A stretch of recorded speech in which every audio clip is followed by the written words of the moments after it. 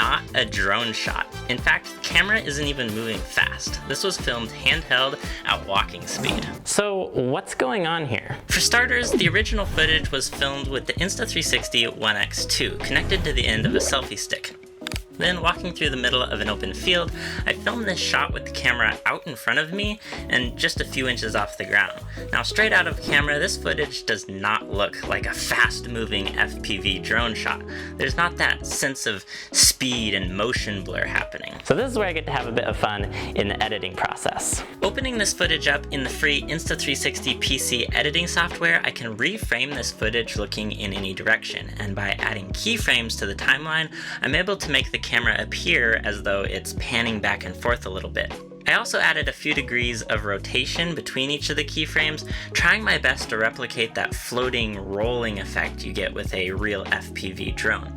And then, to make this look like it's moving really fast, I clicked on each of the keyframes and set the FOV, or field of view control, to 173.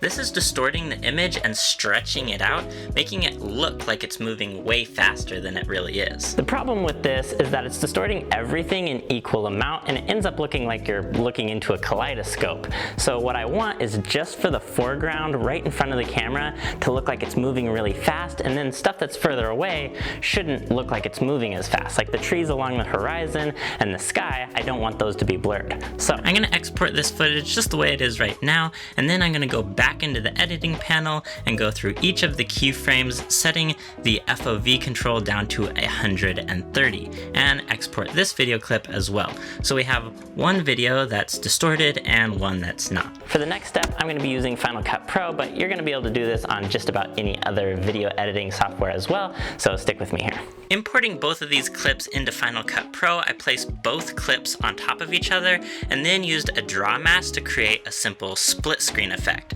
so that the distorted video that looks like it's moving really fast is on the bottom half and the non-distorted clip is on the top half.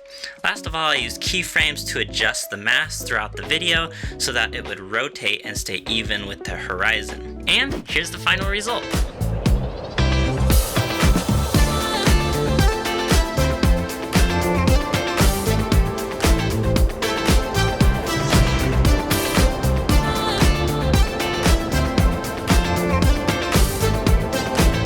This took me a ton of experimenting and trial and error to figure out how to do this effect, so I'm pretty excited to be sharing it with you guys. If you enjoyed it, make sure to hit that subscribe button, and I'll see you guys really soon in the next one.